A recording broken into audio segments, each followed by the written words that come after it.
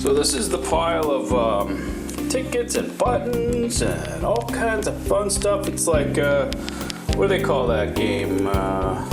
Find Me? No, it's called I Spy. That's what it's called. So I got all kinds of, I'm going to go through some of these tickets here. But these are some of the pins I wore. I had like a lot of union pins because I was involved with that. Here's our friends to the north. They're still our friends. Just those other people don't like them, but fuck them anyway. Bicentennial American thing. These two clowns, you know, some political stuff. Lots of Led Zeppelin. These are my Union Store thing. Led Zeppelin. These early ones are from the '77 tour. I don't know where those came from. I didn't buy them, but I had collected them over the years. I love these things. These are these little, you know, just knickknacks and stuff. You know, Bob Marley. This is like early Stratton Mountain stuff. This is my sheriff badge.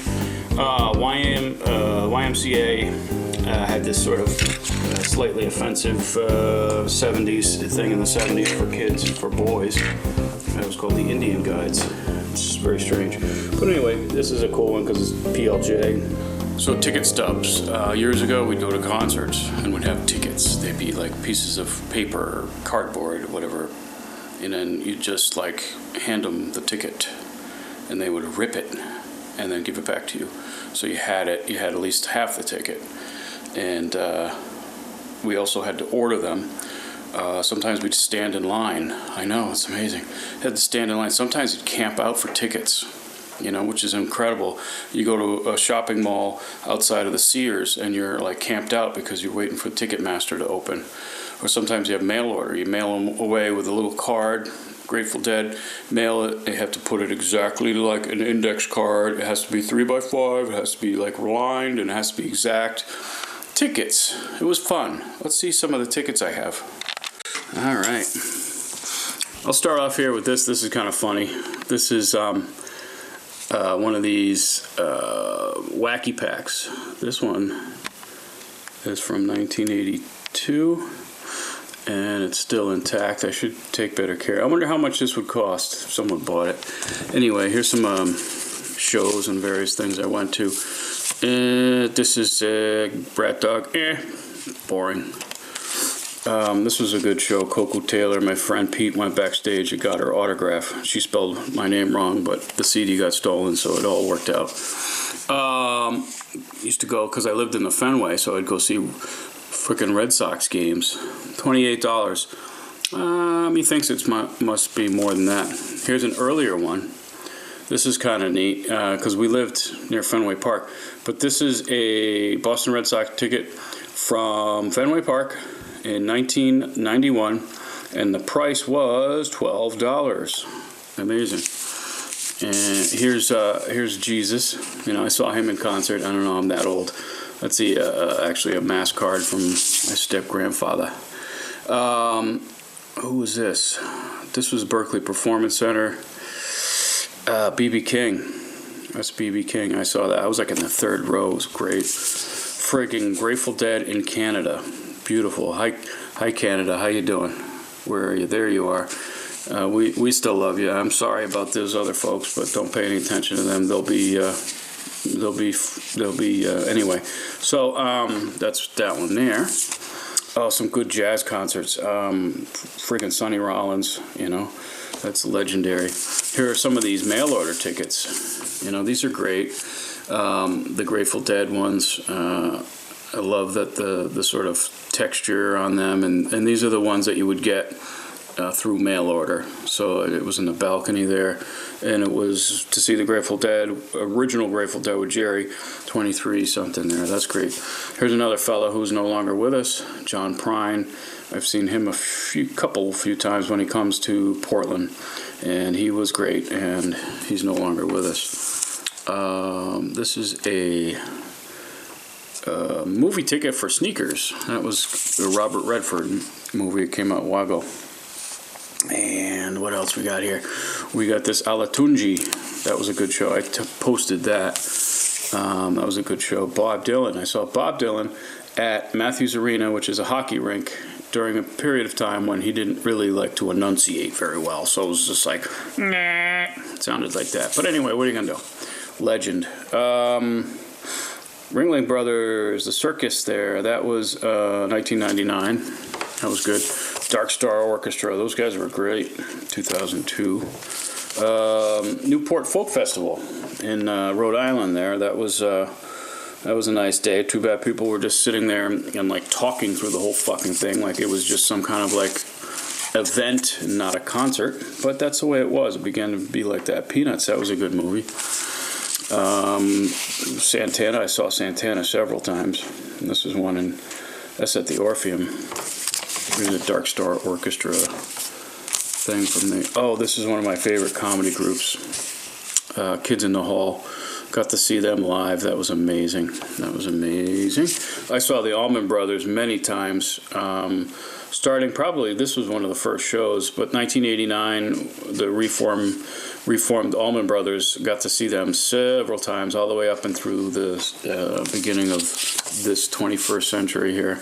And another band that I enjoyed very much so. This is the Black Crowes with Jimmy Page. That was an incredible show.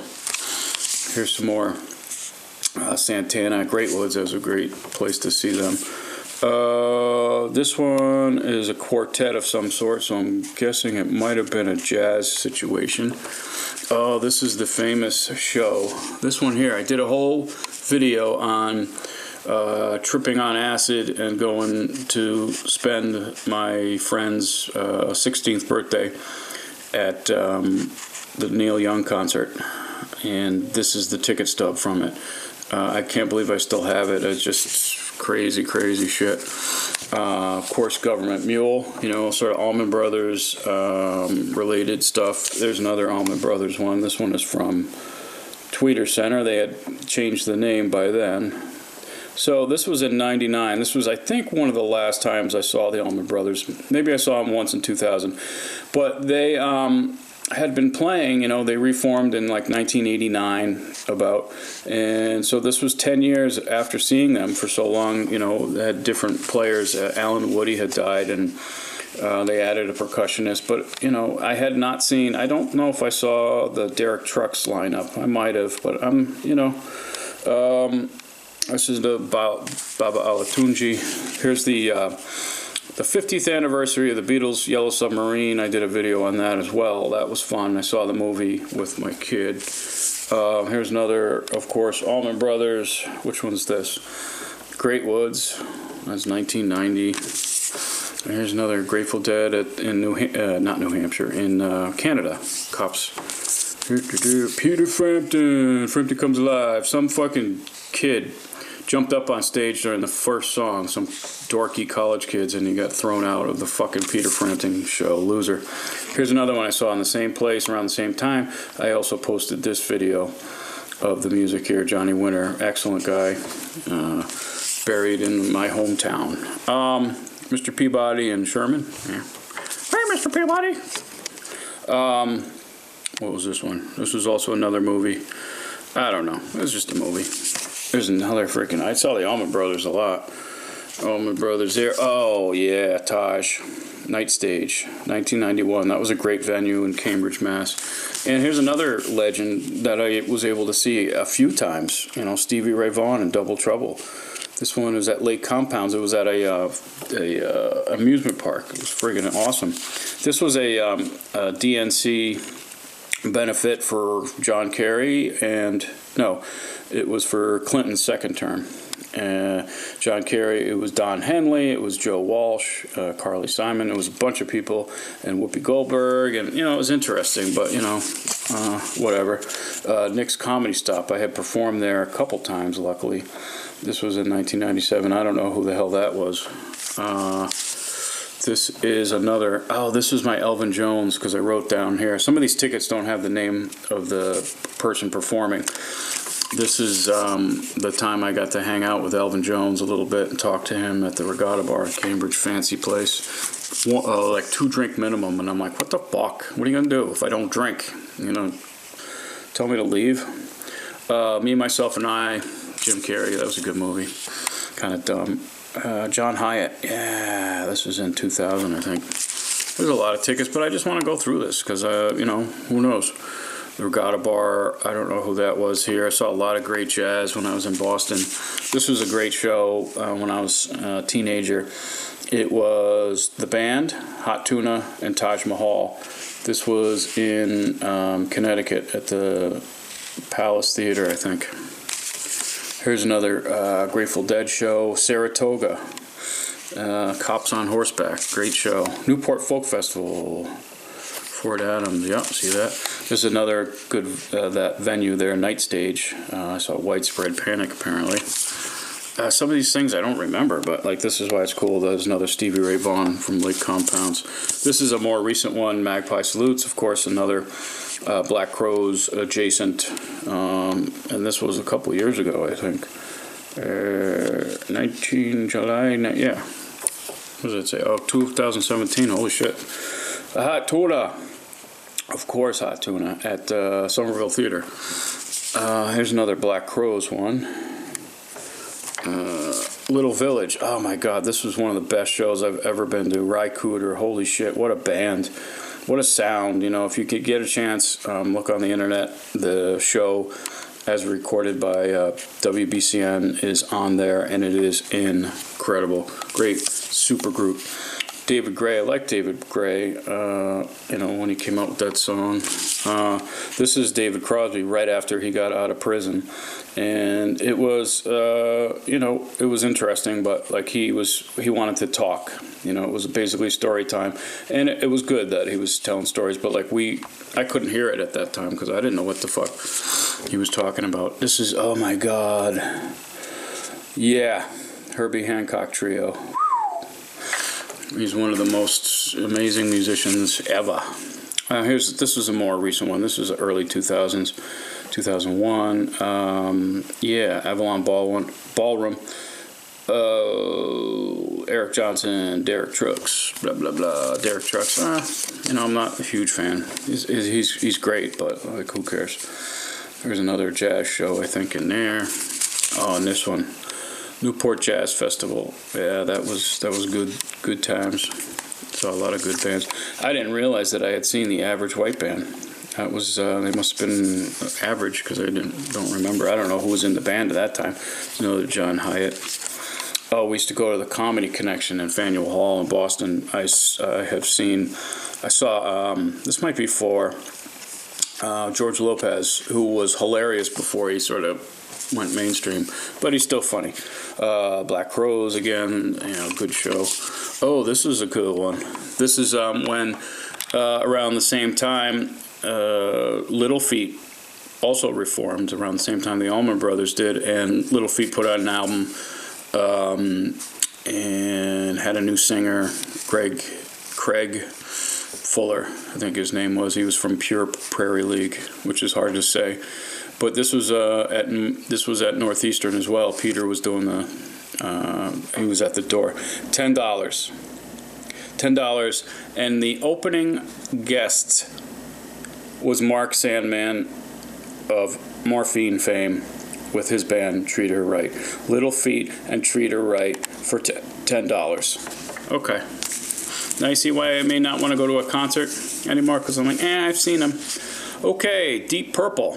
The original Deep Purple lineup in 1984, Perfect Strangers Tour, New Haven Coliseum. This was my first official rock concert, and this took place 1984. I don't know if it's on there, but that was incredible. The first time I smelled, actually not the first time I smelled pot. Whoops.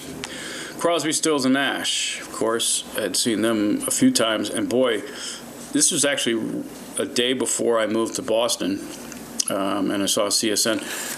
They really kind of disharmony, That's what happens when you have disharmony with your musician friends that you're singing with. All of a sudden, that disharmony comes out in the way you sing, and also just, bad vibes, messes up the harmony.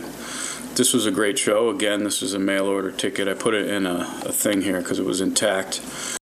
but it was on the floor. It was cool, and there was some good shows around that time. This is a basketball game, the Maine Red Claws. That was one of their things. Oh, Santa's Village. I love that. More John Prine. Night Stage. Again, Widespread Panic. CSN. Allman Brothers. Robin Ford and Roy Rogers. Great players. More Quincy. The Who. I saw The Who, okay? You know, it's not like the original lineup, but it was Zach Starsky and Hutch. This was a great show. I met Richie Havens at that show. He was a last-minute fill-in. The Room Full of Blues with Ronnie Earl.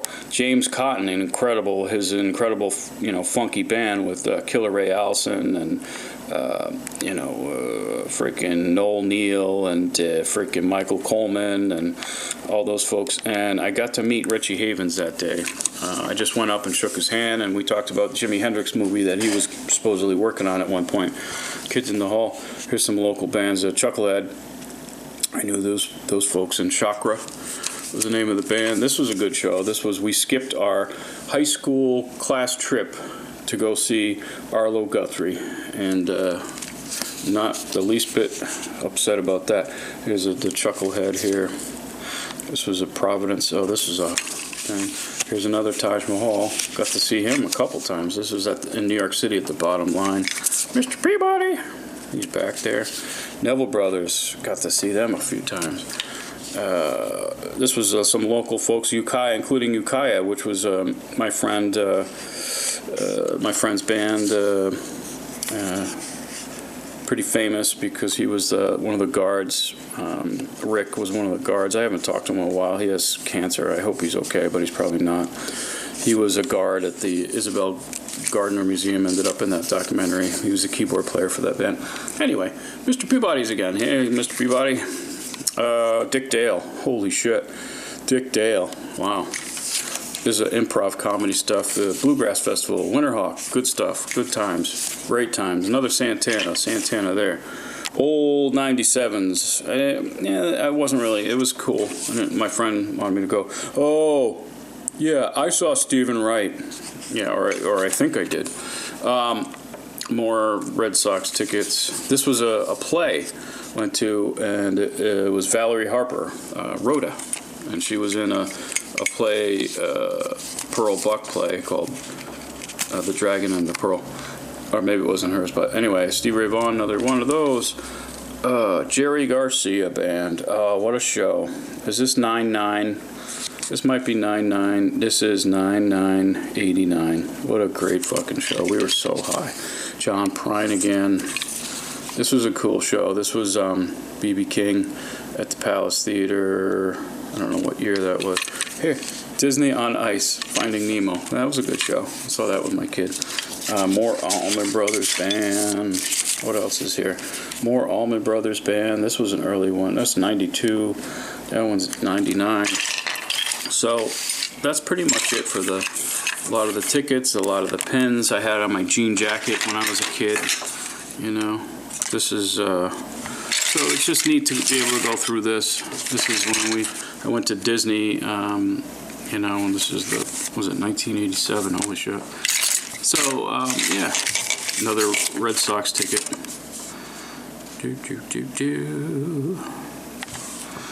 Another Red Sox ticket from 1991, and it was $10. You can't buy what can you buy for $10 there? Nothing.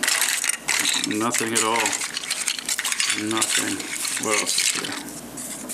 Oh, this is funny.